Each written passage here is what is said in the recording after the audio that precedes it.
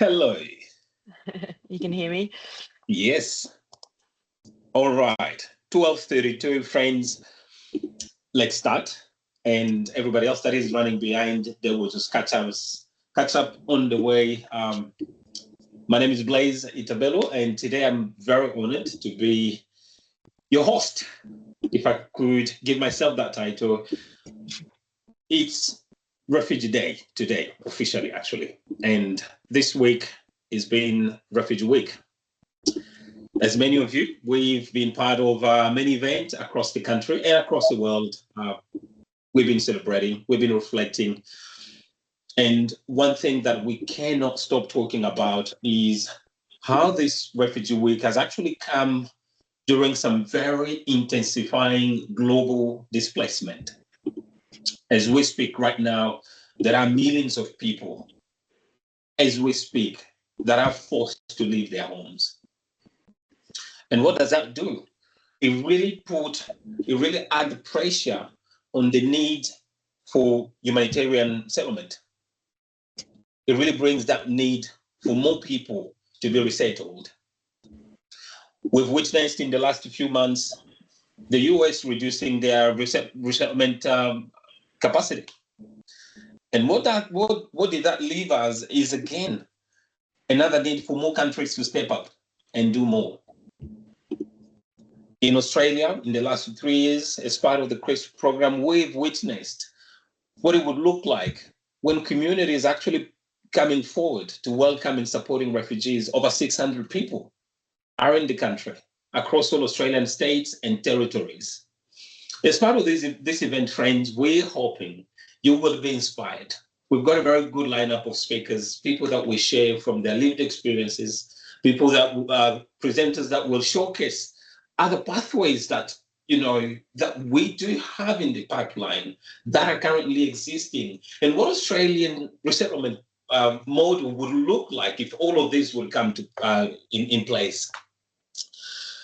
Let me take this time to do the acknowledgement of country.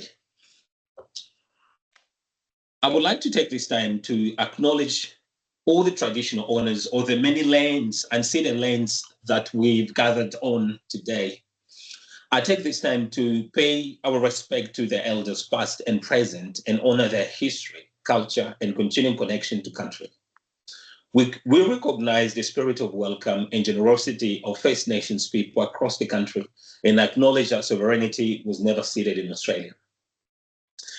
As I said earlier today, friends, we're very fortunate actually to be joined by some great speakers. So we do have today with us on this call Dr. William Mude, who is actually joining from Adelaide, who will give us a keynote speaker, who will be our keynote speaker today. And Mude will talk about why now matters, why today we should take actions, we should think about actions. We've got our CEO, Lisa Barton, whom most of you have met, have heard from, and Lisa will talk to us about the community sponsorship movement in Australia, the dream we have, work that is currently happening. And of course, we're joined by Fatima Rizae.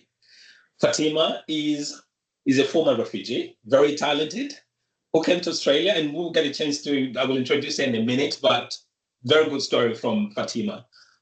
And of course, we will have a panel discussion that will be moderated by Lisa. And on that panel, we've got Steph Cousin from Skillpath. Skillpath. And also we will have Jemma, who is from Talent Beyond Boundary, will be on that panel, along with Dr. William Mude and Fatima Rizae. Before we officially kick off, I would really like to acknowledge that, as I said earlier, that we actually went through some very unprecedented time, and some of these conversations will trigger memories. I would like to acknowledge that some of us on this call are actually impacted by what is happening in the Middle East and in other countries around the world, and I wanted to take time to really acknowledge that. Just a bit of housekeeping. It's always good if we keep ourselves on mute. It's always great. So if you can do that, that would be awesome. Of course, we'll use the chat function to really, comment or if you have anything you would like to share with the group, please let's use the chat function for that. And of course, as you might have already seen, this meeting is being recorded. It's always great to have faces as part of the recording. If you're not comfortable with that, it's okay. You can keep your camera off. Otherwise, we'd love to, to record this and share the meeting with other people that are not on this call today. And with that, I'm hoping I did not forget anything else as part of my introduction. Friends, it's that time to learn, to hear, and to be inspired. And I take this time to welcome our first speaker, our CEO, Lisa Barton, to the stage. Over to you, Lisa. Thank you, Blaise. And I'll just extend my welcome to everybody. It's really great to see so many people coming along in what is often a very busy week for those of us who are interested in refugee affairs in Australia. As Blaise mentioned, unfortunately, we do continue to see global numbers of forced migrants and refugees continue to grow all the time, and it's the sad reality of the world that we live in, and hopefully will not always be this way. But we now have 42 million refugees at the end of 2024, according to the UNHCR, with 2.9 million of those people in need of resettlement, and a bit less than 120,000 resettled last year. So that's just 4% of that smaller number of those needing resettlement who actually got those opportunities. And added to that, we're all absorbing the impact of the United States cancellation of its resettlement program, which is having a huge impact on refugees around the world, and including many in our region. We have the situation emerging in the Middle East at the moment, as well as longer term and more recent conflicts in parts of Africa, Southeast Asia, Central and South America. There's hardly a part of the world that's untouched at the moment by forced migration. And I would like to acknowledge that for some of those, there are many people in this room who are, as Blaise said, directly impacted by events around the world, including some CRISP groups who are waiting for households that were due to arrive in this week and next week from parts of the Middle East, who are facing an anxious wait to see when those households might be able to arrive. Against that backdrop, that rather bleak backdrop, we have UNHCR ambitions as part of their 12-year strategy to resettle 1 million refugees and support the migration of another 2 million refugees through community sponsorship and other complementary pathways. And that's where really our work comes into that global planning for this wave of human displacement. And on a reasonably positive note, this year we are celebrating that the global refugee sponsorship movement has resettled 1 million people through different community sponsorship programs since 2017. So while those of us who are involved in doing this work, it feels like it's painstaking work, one person at a time, one family at a time. When you add up all those people in all those countries around the world, the collective impact is indeed very significant, and I think will only continue to grow through initiatives like ours and those of our colleagues, both in Australia and around the world. As an organisation, we have a goal for 2030 as well that aspires to enabling an additional 10,000 refugees each year to successfully relocate and rebuild their lives in Australia. It also happens to align with a pledge made by the Labor Party at the Global Refugee Forum, at the last Global Refugee Forum, which is to progressively work towards an additional 10,000 places through community sponsorship and other complementary pathways. I'm conscious this term complementary pathways isn't sort of widely known and around dinner tables across the country, so we're hoping to really unpack that a bit for people today, what that really means. But We and others, like those organisations who some of our speakers represent, are doing our best to hold the government to account in achieving this pledge in the coming months and years, and feel very energised to see that happen in the shortest possible period of time. I might ask Lily to share a slide that might just give you people a better sense of what this whole ecosystem looks like. So when we're talking about that aspiration of 10,000 additional places, some of you will know the CRISP program, which we currently deliver around Australia, it's relatively small. It's several hundred people arriving each year through that program. Very proud of it. It's a great program, but it's not bringing in thousands of people. But there are other pathways that are available or could be available to refugee newcomers in addition to traditional government-led resettlement. And those include student pathways, where university communities get involved in sponsoring refugee students who have the capacity to pursue their studies in a country like Australia. There's labour pathways where employers and their networks get involved in sponsoring refugees who meet the needs of their businesses. There's other forms of named or linked sponsorship programs where family, friends, faith groups, allies can sponsor individuals or families to come to safe countries. And then there's the way in which community can get involved in emergency intakes. And around the world, we have a number of examples where the general public has really stepped up in times of crisis, whether that be Afghanistan in 2021 or Ukraine in following years, people rallying from within the general public to say, hey, we can open our hearts, our homes, our networks and our resources to people who have the need to suddenly travel in order to secure safety. So underpinning our vision is that all of these pathways will be established and supported within Australia with groups of everyday citizens involved in providing welcome and support to newcomers arriving through any of those programs in a way that would be familiar to some of you through the CRISP. Students, they may have academic opportunities, but they still need to be welcomed and supported in their settlement.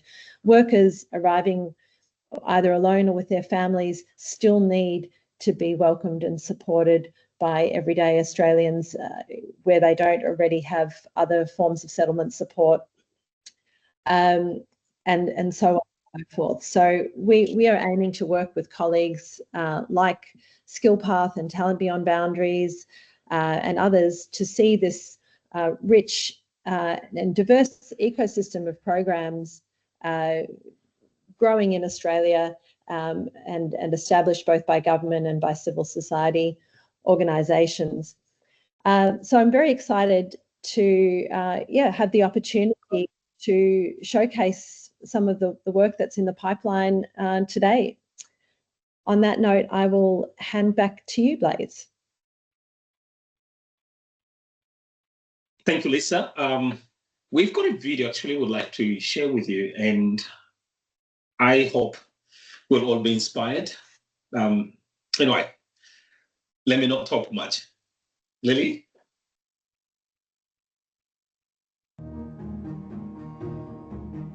Hello, my name is Fatima and I was born in Iran and my parents are originally from Afghanistan.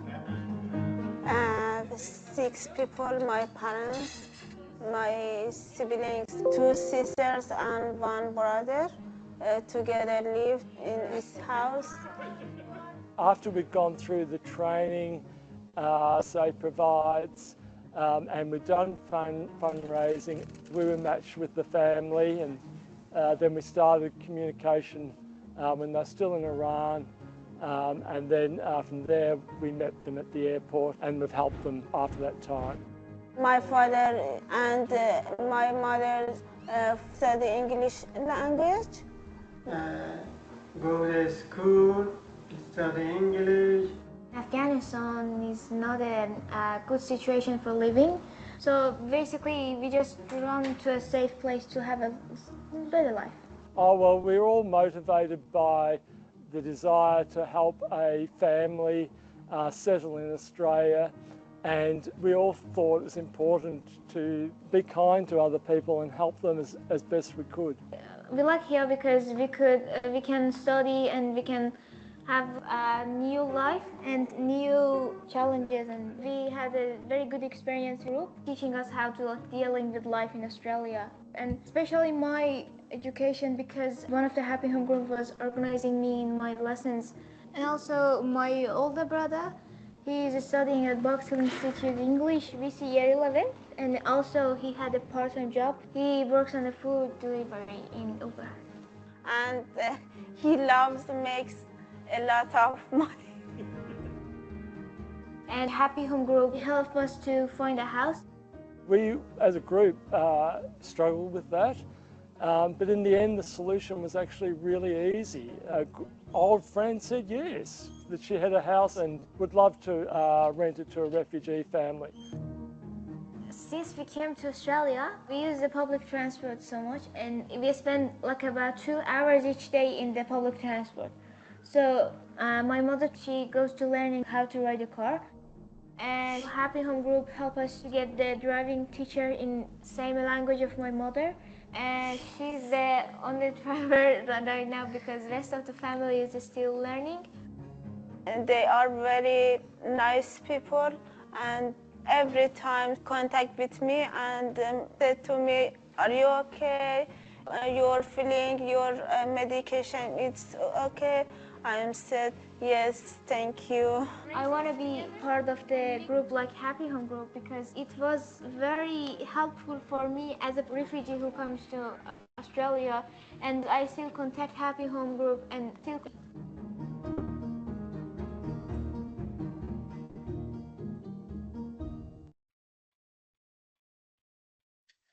Many journeys, one welcome, opportunities for new pathways of hope in a time of global need. The story you just said today, there are many, many, many more across the country. And of course, the need is also far greater than what we ever thought of. Let me introduce our keynote speaker, Dr. William Mude. He's a lecturer in evaluation and research methods at Flinders University with over a decade of experience across government and non-government sector. He's a former refugee. He began his academic journey through Canada's refugee education pathway at the University of Toronto before migrating to Australia to complete his graduate studies. Passionate about refugee education and mentorship, Dr. Mude draws on his lived experience to inspire and empower the next generation of changemakers. To talk to us today about why now matters, please, let's welcome Dr. Mude.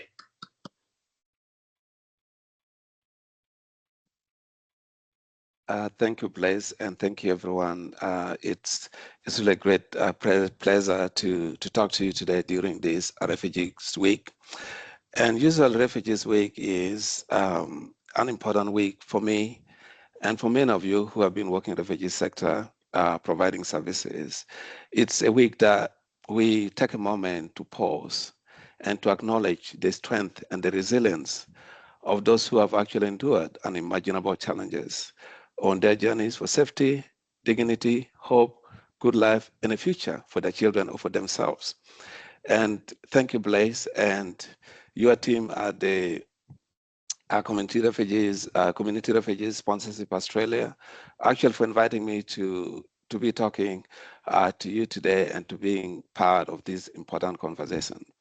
Now, as we come together collectively during this week, I would like actually to begin by acknowledging that there is diverse journeys that we all have.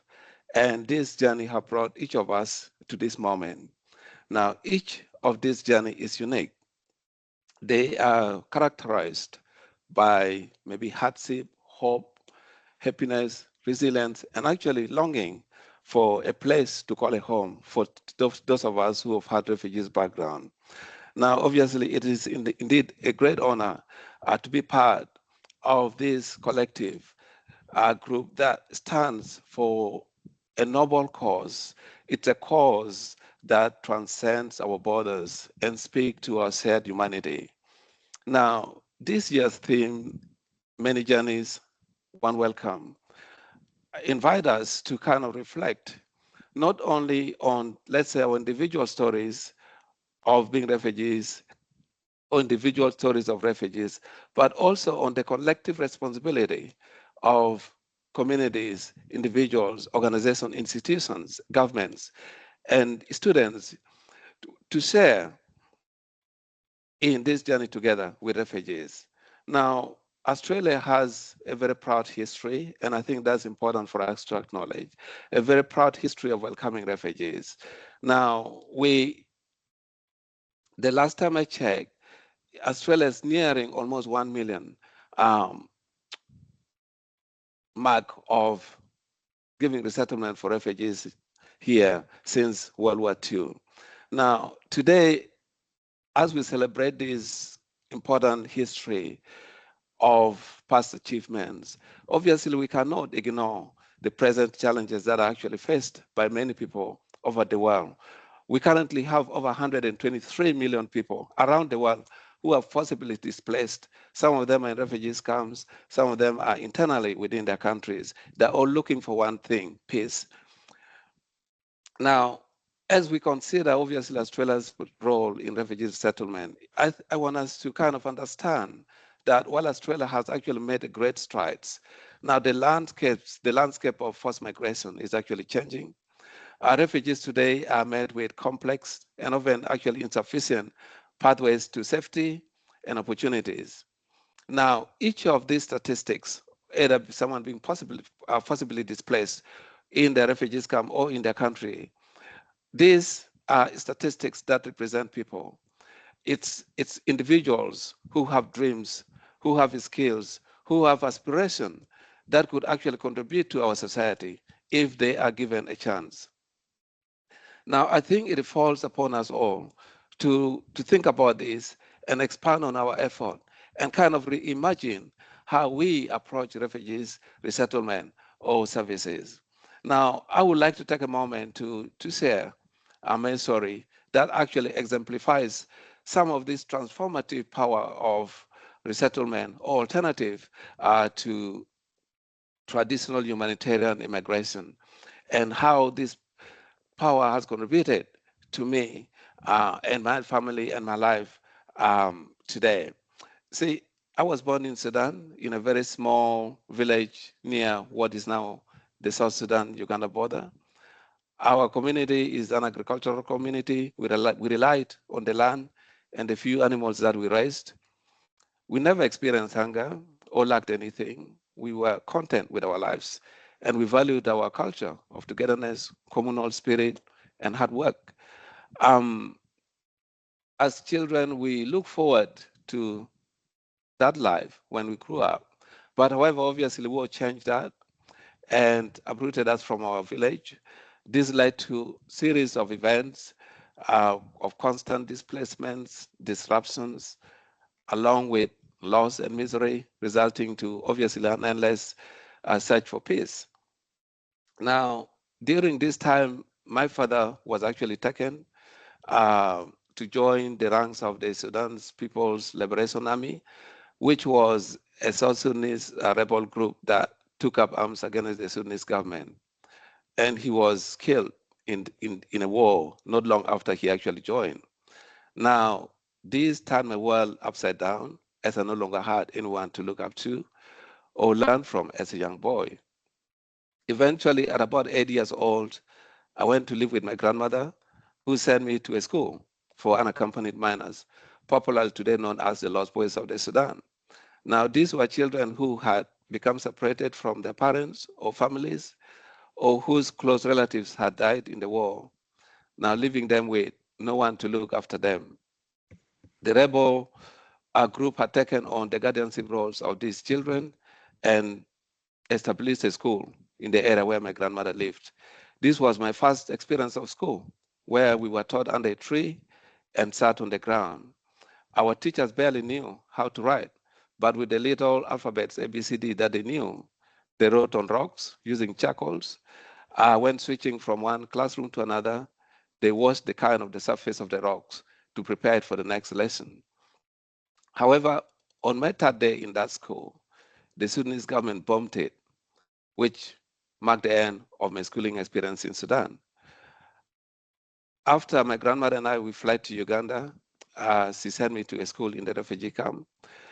The facility in the refugee camp was similar to the one in Sudan, but at least there was some Jesuit refugee services that gave us some basic educational materials like text, exercise books, and a pencil. Now, in the refugee camp, it soon became clear that there was no future for me after primary school, let alone high school. Now, at the time, there was no school in the camp. And to attend high school, one had to have a scholarship or a sponsorship to study in the local host communities. Initially, there was some form of sponsorship, but eventually became very limited. It then occurred to me that I would actually miss out on this opportunity due to the declining number of available scholarships for high school students each year. I started skipping grades in the hopes of improving my chances of getting sponsorship for high school. I was fortunate to secure a scholarship for the first 4 years of high school. However, despite doing well, at the end of my fourth year of high school, I missed out on a scholarship for A level, which is 2 years of study after the first 4 years. And that was due to some confusion during the offer process. Now, with no future in the camp and nobody to fall back on, I decided to leave to return to Sudan to teach in internally displaced camps in Western Sudan. However, I couldn't go directly from Uganda to Sudan and had to travel through Kenya. And I was around 19 years, 20. When I reached Kakuma refugee camp in Kenya on my way to Sudan, a small group of people from my community, they stopped me from continuing. They believed it was dangerous and unwise decision to go back to Sudan. Now they hosted me and helped me get registered as a refugee in Kenya, and I became a teacher in the camp there. Just when I thought my education had ended, I was accepted into the World University Services of Canada program, which provided supplementary resettlement through education with support from local organizations in the camp in collaboration with WUSC, which is the World University Services of Canada. I was able to navigate the process and eventually migrated to Canada to study at the University of Toronto. I was lucky to have had the support from the university community during my initial year in Canada. This support ranged from showing me even how to catch a bus, how to use the subway system, and to finding part-time employment that enabled me to become self-reliant so that I didn't have to rely on government social assistance. Now, some of these people who helped me when I arrived in Canada have become my friends to this day. I graduated, I got a job, and later decided to come to Australia to pursue postgraduate education. I graduated, got married, and I became a father of 4 children. Like many Australians, I strive every day to be the best citizen I can be and continue to making Australia the best country it can be. When it's during whether it's during the COVID-19 response as an epidemiologist, working 7 days a week in Far North Queensland, or as a small business owner, a teacher, a volunteer, a role model, I strive to make a positive impact to the community. My journey as a refugee was not easy, but it was actually saved by the incredible opportunities that are presented to me along the way. To people who actually know me, I call this invisible hands, because if supports can come your way when you did not expect them, and then that is something unbelievable. Now, it has helped me see the transformative power of education and community support firsthand. Education opened for me doors when I thought they were closed, and the support of my community helped me navigate some of this new world, as my father was not there to support me, to show me that well. And I felt I was not alone in this journey. My journey is a testament to the fundamental role education actually plays in breaking the cycle of disadvantage for refugees. Just like in other parents, my wife and I both work to provide for our children and ensure that we give them the best life possible in this world. We also teach them about compassion and how others' compassion has carried me along in my life's journey. I believe it's essential for our children to learn about this because it is through the support of compassionate individuals and organizations that I was able to gain access to education and break the cycle of continual dependency, which would have defined my children. Now, refugees resettlement pathways offers a glimpse into how these complementary pathways, either through education, labor mobility, or community sponsorship, can empower individuals and strengthen our society. Now, drawing on my personal experience, I want to highlight that programs such as this helps refugees to build their lives in a new country by offering the skills and knowledge necessary for them to thrive, not just to survive, but to thrive. I experienced this firsthand that refugees, youth faced unlimited opportunities in the camp. And I believe there are youth like me today, could be people who might have graduated, people who might have been in high school, who finished high school. They face challenges because there is no way forward. And this is an incredible opportunity for Australia and for individuals and communities and organizations to actually leverage these opportunities to engage refugees community, to harness these untapped potentials that refugees may have, and be able to turn this into an asset as opposed to seeing it as a burden to the society. Because I believe there are untapped potential there that we can turn into an asset, and that is a good thing for Australia as a country. Now, education-based migration pathway, labor mobility programs, community-led refugees resettlement, not only help individual refugees succeed, they also strengthen Australia's community and uniquely contribute to Australia's economy. Now, this is a proven approach, actually with minimal burden on the Australian society. I speak to you as a product of this approach, as a beneficiary. However, this is an opportunity, or these initiatives require investments, and investment to unlock some of these potentials that would pay back in a bigger way. There are thousands of bright minds and willing, hardworking hands that are eager to contribute to a society, but the situation they're in are unable for them to realize that goals.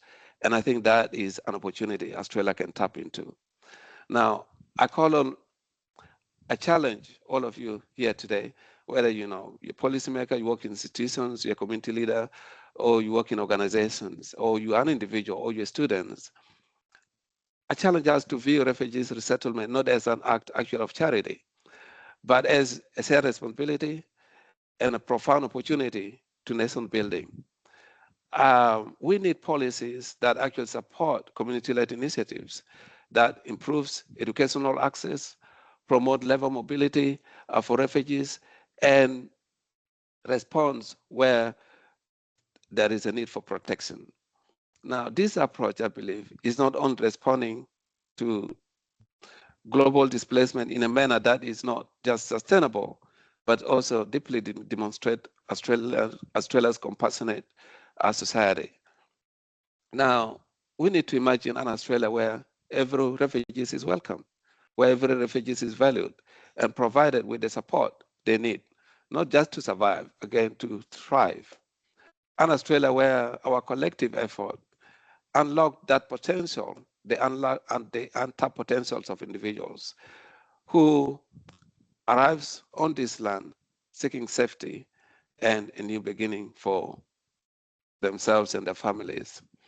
Now, as we reflect on the journey this week, let us remember that the theme, many journeys, one welcome, is not merely a catchphrase.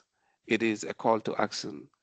It is a call to remember that each story shared, each life impacted, contributes to a collective narrative of resilience and hope.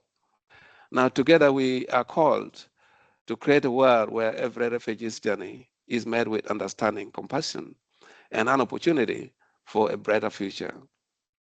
I therefore urge all of us to march forward in our belief that every journey deserves a welcoming heart and an open door to make Australia the best country it can be now and into the future. And thank you all for listening. Thank you so very much, Dr. Mude. That was very powerful and inspirational. Wow, invisible hands indeed. Thank you very much. Again, we've got another speaker coming very soon. Often when we hear the word refugee, most people would think someone who's struggling, someone who didn't go to school, someone who looks a certain way. But refugees, like all of us, as diverse as we are, refugees also are diverse. Some are educated, some didn't get a chance to study. And here, it is such a great privilege for me to introduce to you Fatima Rizae, who is a distinguished production accountant and former refugee who was born in Afghanistan and became the first woman in her family to study abroad. She came to Australia with her family through a skilled visa pathway with talent beyond boundaries and supported by a local community supporter group. Fatima's story reflects the diversity of refugee journeys and the vital role community support plays in successful settlement. Please join me to welcome Fatima. Thank you, Blaise. Hello, everyone. Today, I want to share a deeply personal journey, one that began with loss and challenges and yet led to a life-changing journey through compassion and opportunity. It is a story of displacement, resilience, and life-changing power of programs like Talent Beyond Boundaries and the incredible support of the community. For me, the reality of being a refugee hit on August 15, 2021.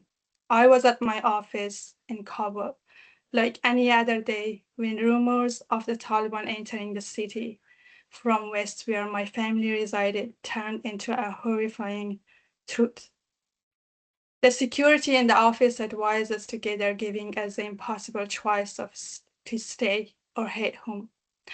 It was 11 a.m. and colleagues helped each other navigate the chaos, forming groups to travel together. What should have been a short journey consumed the entire day, and I finally arrived home at 5 p.m. to a dark city filled with groups of Taliban cheering and wandering the streets. My childhood began in a very small village of merely 20 families, where I experienced the first Taliban era from 1996 to 2001. My father then moved us to Kabul, determined to send us to school. However, tragedy struck early with devastating loss of both my loving father and my sister's husband to Taliban's violence. My struggle with life truly began then as I continued school, witnessing my widowed mom and young sister mourning our biggest losses. Despite these immense challenges, I persevered.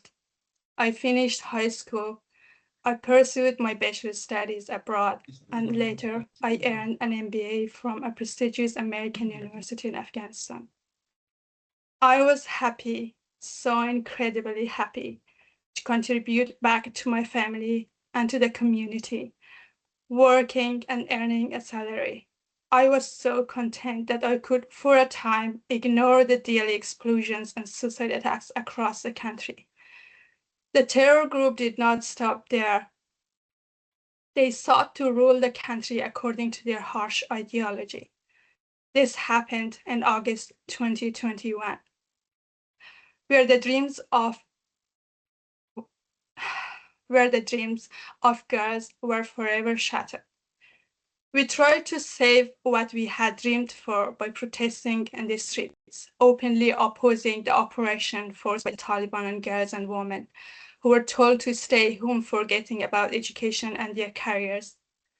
I simply could not imagine my future under such conditions. Like many other educated and working women in the country, I reached out to my networks for a way forward. I dared to search for opportunities to continue the life I had built over the past 2 decades. That is when I learned about Talent Beyond Boundaries, a skill pathway programs, through one of my former professors from Asian University for Women. She became a crucial bridge between me and a group of amazing women who were working tirelessly in the background to help many other Afghan women. I remained in close contact with my professor until I received a call from Steph Kazan at TBB, the first face I spoke with through a video call, delivering the life-changing news of a job offer at Animal Logic. Following the job offer, I had several video calls with Sharon Taylor, the CFO of Animal Logic. We discussed my background and complex circumstances surrounding my family's relocation to Pakistan for processing my visa application. Her understanding and proactive assistance were invaluable, especially at a time when I truly disbelieved my employer would accept my application given my family's situation. The relocation process, even with TBB's assistance, presented monumental challenges. Securing a Pakistani visa for individuals was nearly impossible, often requiring specific agencies, adding layers of complexity and risk. Crossing the border was perilous, often taking a day or more, with thousands fleeing. Intense security checks by the Taliban meant constant fear of detention. Life in Pakistan, while on a temporary haven, brought its own hardship, with Pakistan government imposing their own regulations on newly arrived refugees. Despite all these immense obstacles, I knew I had the best opportunity ahead of me. Moving to a new country and continuing my career was a dream for countless others.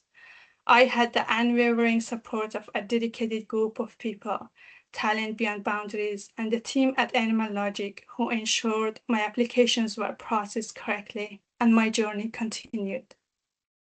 Upon arriving in Australia, the landscape shifted dramatically. All the issues I had faced in Afghanistan and Pakistan immediately fell away. Instead, I could finally look forward to a rewarding future, all thanks to the incredible local support system that awaited us. I was connected with the CRESA Community Sponsorship Group, a truly dedicated group of Australian volunteers who welcomed my family with open arms from day one. Their support was not just comprehensive, it was immediate and profoundly personal. I had a job, a place rented, and a new Australian community guiding me through each and every step of settlement. The CRESO group went above and beyond, helping us get familiar with countless aspects of Australian life. Their welcome was truly transformative. They didn't just provide practical assistance, they created an environment of safety, connection, and empowerment. Their generosity, their genuine care, and their open hearts helped me feel not just settled, but truly at home again. I found it easy to share my challenging moments to them, knowing I had a supportive network. They helped me rebuild my life in a new country, feeling valued, understood, and truly supported. My journey stands as a powerful example of a profound impact of human connection and the vital role of initiatives like Talent Beyond Boundaries and community sponsorship. It underscores that with empathy, structured pathways, and unwavering support, individuals displaced by conflict can not only find safety, but also thrive, contribute their skills, and rebuild meaningful lives in their new societies. I am immensely grateful to Talent Beyond Boundaries for forging this pathway, to Animal Logic for their extraordinary compassion and belief in my potential, to Cresa community for their tireless welcome, and to the welcoming people of Australia for giving me and my family a second chance to build a new life. Thank you. Oh, Fatima, thank you so very much. Again, personal journey, very inspiring and powerful. Look, as we said, today it's all about being inspired, learning, and hopefully all walk here with something that makes you feel like I need to do something else. Now is that time that I welcome Lisa to take us to the panel. Over to you, Lisa. Thank you so much. And William, Fatima, those are both amazing testimonies, and it just, re-inspires me to keep going with this work, to hear you both speak. And, when you meet people like the two of you, there's no choice other than to continue to do this work and see every one of those millions of displaced people as people with potential and backgrounds and families and enormous skill and capacity as well. So hats off to you both. We have a panel including William and Fatima, and also my wonderful friends and colleagues, Steph Cousins and Jemma Bailey. William and Fatima obviously have been well introduced already, so I'll just briefly share some background on Steph for those who don't know her already. She is the founder of a relatively new organisation called Skill Path Australia, which is an initiative empowering refugees to access higher education, training and professional recognition in Australia through the Refugee Student Settlement Pathway Pilot, which Cresa is proud to collaborate in developing. And she was formerly the global CEO of Talent Beyond Boundaries. We're also very honoured to be joined by Jemma Bailey, who is the Australian and New Zealand co-director at Talent Beyond Boundaries now, focusing on labour mobility as a complementary pathway for skilled refugees. Prior to working in this role, Jemma held positions including the executive director at Indigo Foundation, senior media and strategy advisor at the Australian Parliament, chair and board member at Aid/Watch, and human rights policy and fair trade campaigner at the Public Interest Advocacy Centre. Both really fantastic women leading some amazing innovation work, who we're proudly working with at Cresa, developing new collaborations that bring together community sponsorship with these other pathways. So if I could ask all four of our panel members just to have themselves unmuted. I might start with a question for Steph. Basically, could you please provide us with a short update on your work with Skill Path and the Refugee Student Pathway, and explain a bit about what universities are supporting or participating in this first pilot intake, and what role community sponsorship will play in supporting students, and how this compares with the Canadian model that William experienced in his educational journey. Thanks, Lisa. Happy to do that, and thank you to CRESA for organising this fantastic event. So great to see you again, Fatima and William. I think, yeah, your presentations really just show how lucky we are in Australia to have people like you here in our workforce, leading our academia, and we all stand to benefit from these programs in just so many different ways. So I'm also feeling really inspired by what you both had to say. So the Refugee Student Settlement Pathway is a new program. It was inspired by the program that William talked about in Canada, very much inspired by that program, but it's running in Australia. It supports refugees who are still living in displacement, are aged 18 to 30. So it's a youth-focused program. And currently the program's limited to refugees who are in 3 countries, Malaysia, India, and in Thailand. And we are working with universities in Australia and partners like CRESA to provide a pathway for those students to come to Australia permanently, to settle here, and to study at a university level, and we will expand it in the next year to TAFE as well. So that's university level, both undergraduate, and we have a postgraduate stream as well. We've got our first students selected. There are 20 students.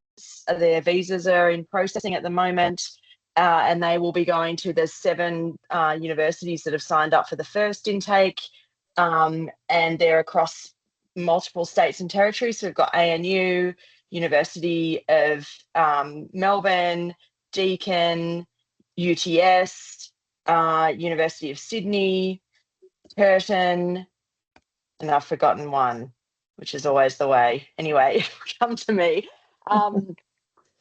University of Western Sydney, Western Sydney Uni, and University of Queensland. Sorry, I'd forgotten 2. So 8 universities, my apologies. So, and those universities are offering just a domestic student place. So these students are actually coming in as domestic students. They're on a permanent refugee visa, so they're able to access, all the same supports that Australian students can access. But the universities are on the hook to provide some initial free accommodation so the students can settle in and, have that soft landing. And we are in the process of working with CRESA to roll out a student welcome group structure, which will enable students at each of the campuses where the refugee students will be settled to mobilise in a group of at least 5. It'll probably be a lot more than 5 in each group, and support those students with picking them up from the airport, settling them into life on campus, assisting them with all of the things that I think CRISP groups are very familiar with, but it is a very different program in the sense that it's just students on their own without family. So that means there's, potentially it's easier in some respects and potentially more difficult in some respects because the students are going to be separated from family and, going through all of that transition and all of the kind of challenges that can come with that. So we are launching the campaign to recruit student welcome groups in O Week in July. So we're kind of busy working with CRESA on kind of preparing for the training of groups and what they need to do. And it will be an adaptation of what we've already learned through CRISP. We'll be building on a lot of the lessons that you have all been learning by, for those of you who've done community sponsorship in the CRISP program, we'll certainly be building on the expertise that CRESA has developed from that. And we'll be building, a new body of expertise for how to support students through a community sponsorship model. We hope that this program scales up rapidly. We have already asked the government for another 100 places for the next intake, and we're waiting on a response, a confirmation for that. And actually, I think, that's one of the important things in this space is as we're innovating and building new pilot programs, we really need to be planning for the future and planning to grow them to be, not small pilots, but actually bigger permanent parts of the immigration system. So for Skill Path, our ambition is to have a program that's 500 students a year that's what we think we can kind of manage. And the university sector, we've got 39 public universities in Australia. We think they should be able to handle at least 500 students a year through the program. So that's where we want to get to in the next couple of years, and really look forward to working with CRESA and with all of you to make that happen. And sorry, that was a long answer, Lisa, but back to you. No, that was fabulous. Thank you, Steph. I think you gave everyone a good sense of what it really looks like. William, a question for you, and I will have to encourage everyone to keep their remarks brief, and that we're all running a little bit over. What do you think, from your experience, are the strengths of involving the community sponsorship model in supporting refugee students arriving in a country like Australia? Yeah, thanks. I think there are a few strengths that I would like to draw on, and obviously that's based on my experience. And one of the things is it actually contributes to personal relationships between refugees and the involving community. And when I got to Canada, I had developed friendships that have lasted up to today.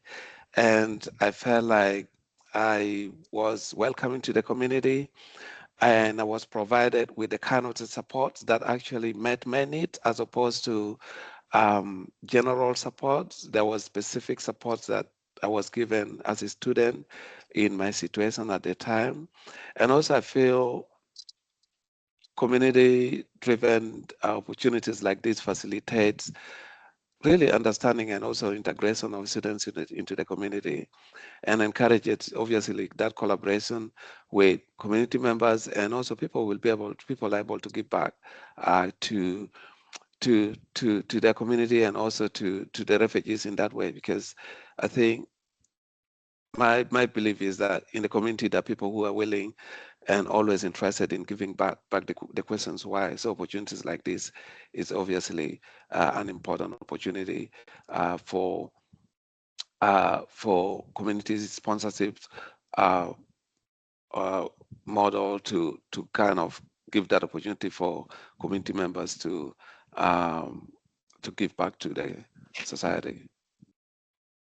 Thanks so much, William. We might turn now to the question of the labour pathways. Jemma, could you provide us with a short overview of the Skilled Refugee Labour Agreement pilot? I just call it the labour pathway for short. It's like our program, I like the CRISP, it's got a really long name, so you've got to find the shorthand. What role do you think community sponsorship groups can play in supporting refugees who arrive through this pathway, or who are seeking opportunities to arrive through employer sponsorship, as well as how can community sponsorship groups encourage employers to get involved in that pathway?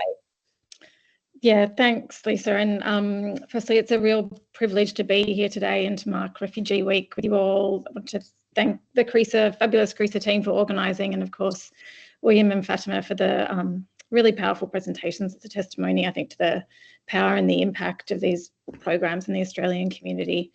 So to keep it brief, our core mission at TBB is to open up skilled migration pathways for refugees and displaced people. So it's essentially unlocking skilled migration so people can move on the basis of their skills and their qualifications for work.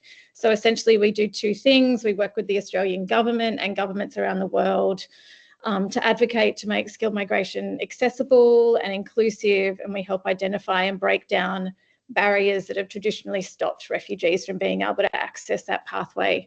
And then we also work directly with employers to connect them with skilled refugees. We know, and we've seen today, that there are an immense pool of talent in refugee communities around the world, people with exceptional careers and exceptional qualifications. And at the same time, in Australia, we know there are enormous skills shortages and employers crying out for talent. So AI Group just last week was in the media saying that Australia currently has the tightest labour market on modern record. And so at TBB, we try to bridge that gap, working directly with employers to understand their job needs and connecting them with skilled refugees. And so as Lisa said, we work through the Skilled Refugee Labour Agreement pilot, which builds a series of concessions into a labour agreement model. So I'm happy to share more information later on the ins and outs, but essentially it's an employer-sponsored stream. So we need an employer and a job offer, and candidates come through the pilot, not through the humanitarian stream, but on a subclass. It's called a subclass 186. So they have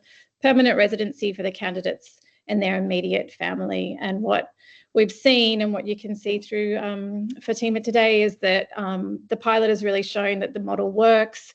We've had incredibly strong buy-in from employers who recognise that talent in refugee communities, over 140 employers who've made over 200 job offers across a range of occupations in regional and urban Australia, and really strong results from candidates once they arrive in Australia.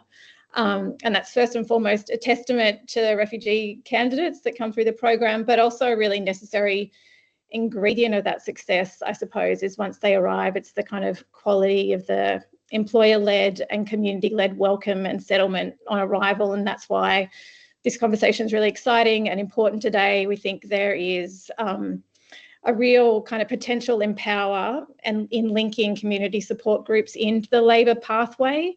Candidates who come through at the moment, because it's skilled migration, don't have access to the standard humanitarian settlement supports, and instead it's employers who support that settlement and integration work, and we work closely with employers to design what that looks like. And that looks different in lots of different cases depending on the needs and capacity of the employer and of the candidate.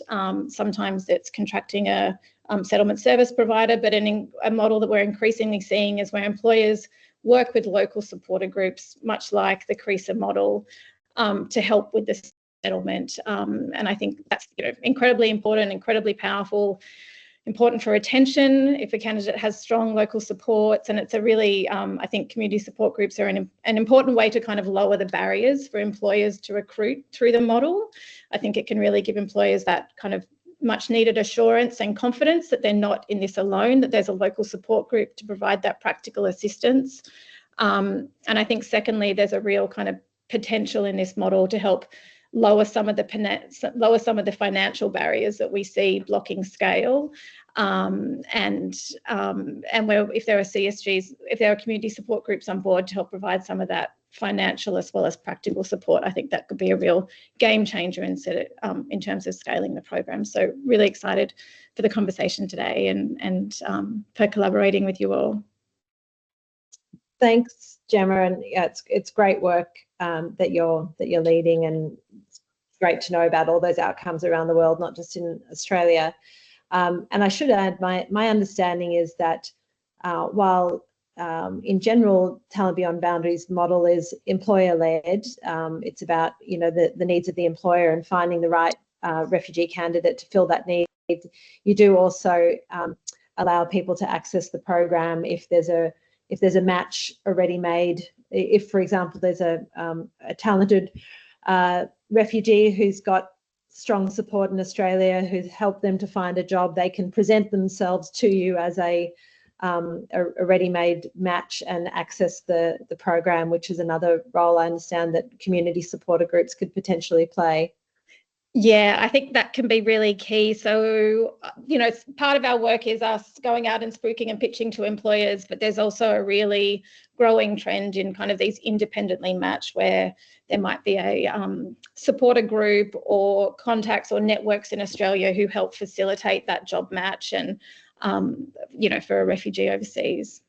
Yeah, fabulous. Well, so on that note, we might go back to Fatima, who of course came through the Talent Beyond Boundaries pathway.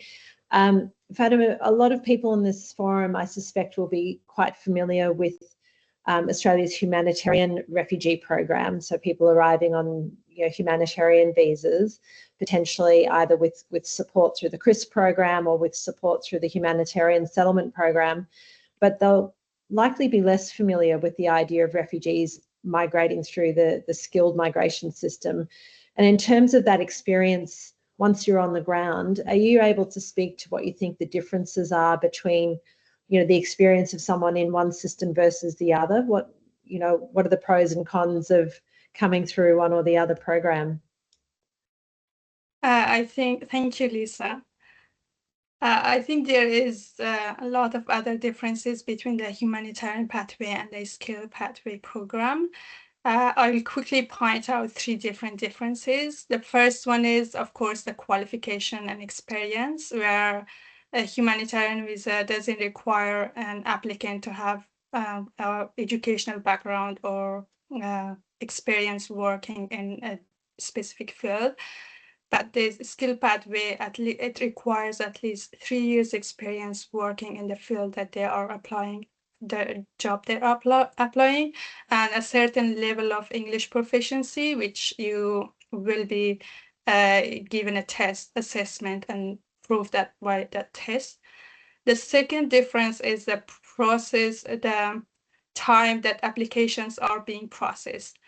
Skilled pathway applications are usually processed quickly, like depending on the circumstances of the applicants, it can take from 3 months to 6 months, while the humanitarian applications can take years to be processed. And of course, the third difference is the job that you have. Usually humanitarian visas, when you come to Australia, you wouldn't have job right away. You have to go through the process of attesting your qualification and experiences and then applying for jobs, and it can take a long time. While for skilled immigrations, you have a job right away and you do all the qualification and experiences before coming to Australia. So these 3 are the quick differences that I realized through my own experiences, and there might be a lot of other differences. Thank you. That's great. Thanks for those insights.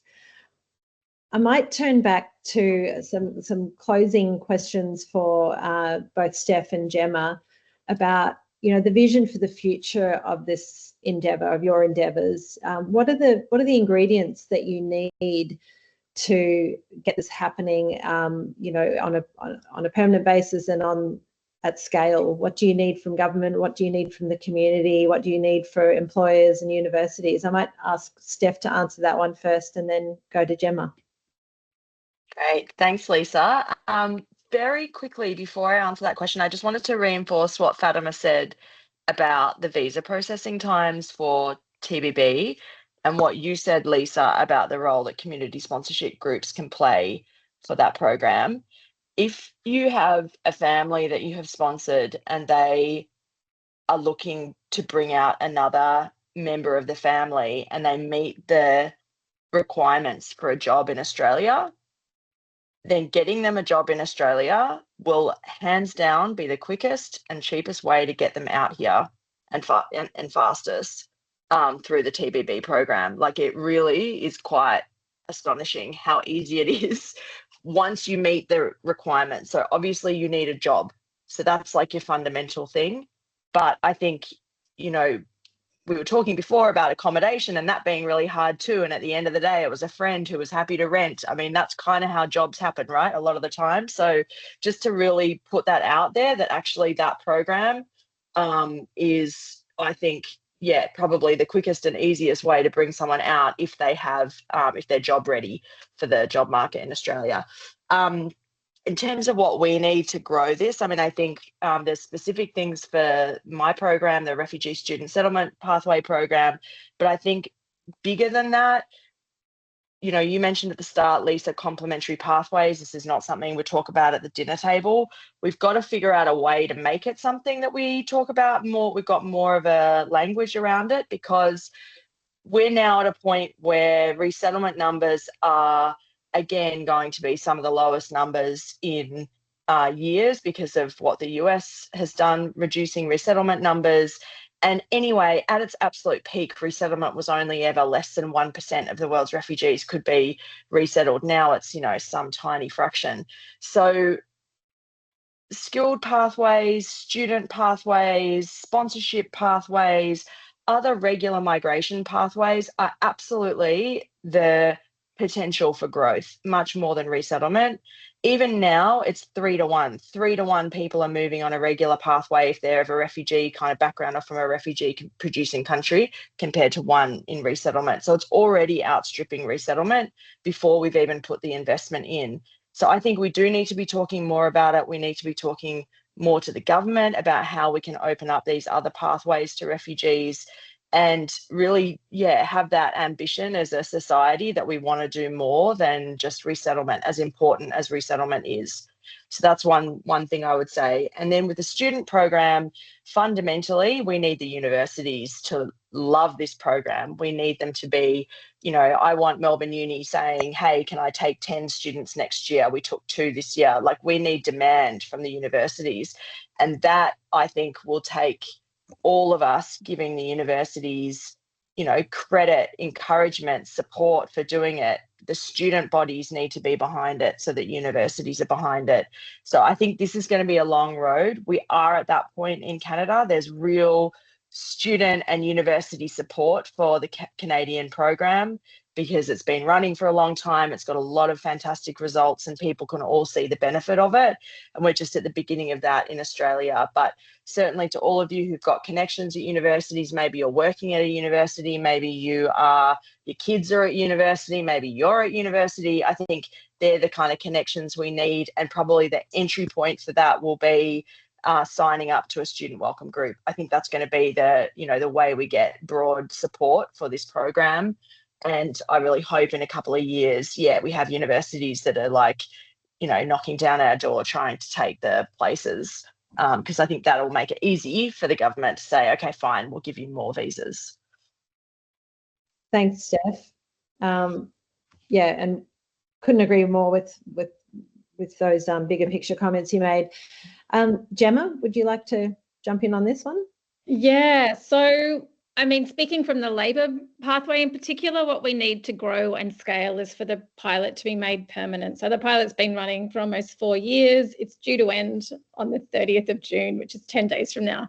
And so we're really looking to the government right now to make that pilot permanent. It's not confirmed, but we know that the results from the pilot are really strong. We know we've got incredible alumni like Fatima and employers in our corner who can testify to the program, and we know that we have a good working relationship and support from the department and from the government. Australia has been really a pioneer in this space since Steph started this work in 2017. So we're really hopeful that it will get there, and we think that's the kind of first step at building to scale.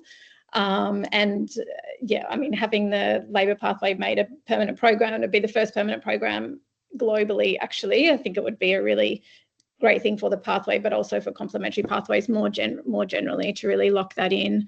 In terms of power to scale, I can't agree more. Like, collaboration, and we need all of us. We need employers to commit and know about the program. That will take a collaborative approach. I'm really excited about this work and all of us working together. I think there's huge potential in power in linking community support groups with the Labor pathway to grow awareness of the program, to back employers into the program, to help to mean that employers are bringing in not one fantastic worker, but a cohort of 5 or 10 or 20.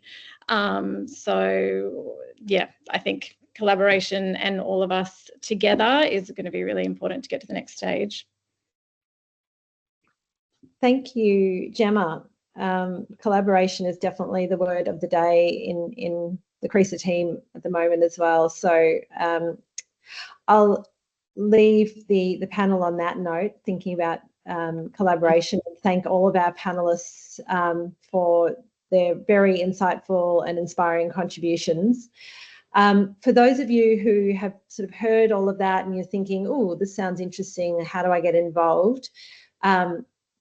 I'd ask you to stay tuned for updates, particularly on the Labor pathway. We're shaping up that collaboration work with Talent Beyond Boundaries, and we'll be reaching out to our communities soon. But in the meantime, if you know of employers that you think might be open to employing a refugee who's currently overseas, or if you know people in those university campuses that might want to be involved in a student welcome group, by all means, reach out to one of our organisations. I would say there's no wrong door. Our organisations are all speaking, several times a month, if not several times a day on some occasions. And we are very keen to make sure that the energy and the connections go to the right organisations. So reach out to any one of us if you think you've got something to offer into that ecosystem, but also stay tuned for sort of actions that you can take. I want to just finish my contribution to this forum by sort of sharing that I think there's two really interesting and potentially conflicting trends going on globally at the moment when it comes to refugees. And we see obviously this enormous global need and the emerging and long-term conflicts around the world that have a tendency to make individual people turn inwards in time of stress. You want to look after yourselves and your loved ones and the people closest to you and your community. But obviously that's not an instinct that is going to help necessarily meet the challenges of the moment in time that we're at globally. And, there's many philosophical, psychological and religious frameworks that have this notion that it's wise and perhaps even the secret of happiness to focus your efforts on the things within your control and accept the things that are beyond your control. And while I sign up to that in many ways, if you apply it simplistically, we miss a really big piece in the middle. We miss the question of, should we design our lives to be contained and small, or should we design our lives to have a larger sphere of influence? So choosing what things we bring as individuals into our spheres of influence is something that we control. So for those of you already involved in engaging with and meeting people who've been forced to flee their homes, whether that be through the CRIS program or TVB or student pathways or other forms of refugee support, you've chosen to expand your sphere of influence beyond the immediate and into the global. And while you don't seek to control the lives of refugee newcomers, by meeting them as people and asking that question, how can I help? What can you teach me? You're enlarging your capacity for influence and for impact on a global scale and making your life more connected to global events. It can be fun, it can be rewarding, it can be challenging, but I can almost guarantee that every single person who's engaged in this work has come out of it with an enriched sense of wisdom, knowledge, and a greater sense of their own personal power in these challenging times. So echoing Steph's comments about, having these conversations around the dinner table, I challenge each of you as you reflect on the session and what World Refugee Day means to you to think about another thing that's within your control, and that is to tell someone else who's not already involved in this work or in this movement about your interest in this topic, what you're doing, what you're getting out of it. Perhaps even set yourself a goal. Have conversations with, say, 3 people who you think might have something to offer to refugee newcomers, whether it be their time, whether it be their networks, whether it be a potential job or a home or, a support in their study endeavours. Reach out to them, tell them about what you're up to, encourage them to get in touch with any one of the organisations that you've heard from today. As I said before, we are all working together closely. We can make sure that people find their way to where they can best direct their energy. And I know it can feel awkward, but remember, you're not trying to sell them on an insurance policy or, to be a bit old school, a set of encyclopedias. What you're telling them is a way that they can become more connected, more purposeful, and more impactful in their lives.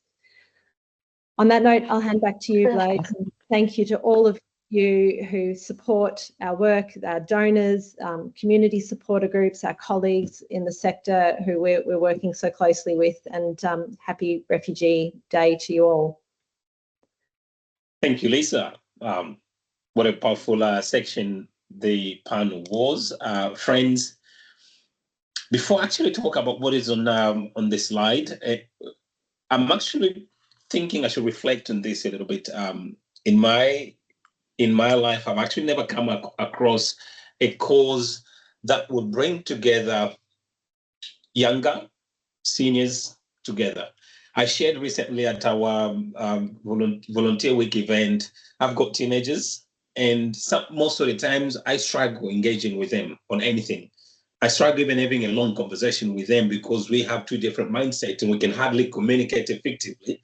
They actually have their own lingo most of the times that I can barely understand. I've actually never come across a policy that often will bring together all political parties in this country. Often, when it comes to refugee issues, each political party have their own stance. They often disagree on a lot of things. The only thing that I've actually seen in my life that brings from younger people to older folks, seniors, from all politicians or political parties, I've actually seen it's a CRISPR program, and I've witnessed this in different situations. When the CRISPR was launched, for example, we saw all political parties being represented. We've had in the CRISPR program, our youngest, he was about 18, 19, and the oldest was about 80 something, close to 90. That is actually to show you that we may not agree on so many things, but everybody agrees that there is power in the community. There is power for communities to take matters, and I tend to use this word, to take matters into their own hands. If you've heard me speaking, I always say, you may not be able to go to Congo to really resolve that conflict that I grew up witnessing. It's the conflict that made me flee. It's still ongoing. You may not go there to end that conflict or assisting those that are fleeing, but today you actually have an opportunity to tell someone you're welcome. You have an opportunity to tell someone this is your new country now. You've left everybody behind, but we're here for you. We can build this life together. Whatever you need, we're here to support you. If we can just go back on the slide. There is a role for everyone in the community sponsorship. Today, I hope you've been challenged. I hope you've been inspired to think about what else can you do. And maybe I should say, I'm seeing some very familiar faces here, people that have welcomed household already, that have provided this support. Thank you to you, and very well done. We've been able together to show the government that this is something that we've always wanted to see. And as a result, the CRISPR program has been made permanent. I don't think it was because we work very hard at CRISPR. No, it's because the community really has told the government, we want this and we're doing it. And we've shown you it's possible. So very well done. For those of you who are still new to this, we don't actually call this a program. And that's why you've heard we're using the word movement. This is a movement that actually have the power to change, not only to change our country, really, to change a narrative, to change how people view refugees, to change many other aspects of our society. So please think about the role you can play in community sponsorship. There's so many things you can say, you can do. As Lisa mentioned, today you can choose to be an ambassador. You can choose to talk to someone else about this. I've seen groups that are being formed from people that have never knew each other. They've never connected. They live in the same community. They all heard about the CRISP and they formed a group. And in the end, they're now becoming friends. Friend, think about the role you can play, whether it's directly welcoming someone, supporting someone, a group that is supporting someone, or any other role that you can play. And Lisa mentioned this earlier, of course, if you're already doing this work, we know there are people already doing some of what you've heard about today. You perhaps supporting a skilled refugee overseas, or you're connected with an employer who's ready employing refugees. Please get in touch with us and we'll be more than happy to work with you to see what we can do together. And of course, now than ever, friends, where we're witnessing conflict and millions more are being forced to flee, there's never been a time for someone to decide to get involved in this. Not only that you provide safety and welcoming and belonging, but I can tell you it's very rewarding. All we keep hearing from people that have been part of the CRISPR program, they're all saying how transformative this has been for them. And that's because those that welcome refugees, they also get to feel the joy of doing something greater. Friends, they've never been any time to think about joining. We've posted in the chat there. Of course, unfortunately, we couldn't get any questions. But if you've got any question, please feel free to email us at info@refugeesponsorship.org.au. One of us will certainly get back to you. We can assure you that. And of course, jump on our website. There's a lot of latest information there. We've got case studies, we've got videos that can be used for in different settings, and that will really give you the message that you are looking for. And of course, if you go on our event page, we run regular public information sessions. So jump there. If you're new, you want to learn more, please jump to our website. 3 minutes shy. I think we've done a great job, everybody. Very well done. Let me take this time to thank you all for being a great audience. We maintained the mute button working, so that worked really well. Well done. And on behalf of CRISPR, we're very grateful. Grateful for your support, grateful for everything you do, and of course, grateful for joining us today. To our presenters, you're wonderful. You've actually moved us today. Dr. Mude, Fatima, you've done a great job. And I wish we were in the same room so I can hug you guys. Well done. Thank you, everybody, and have a very wonderful afternoon. Looking forward to seeing you again soon. Bye-bye.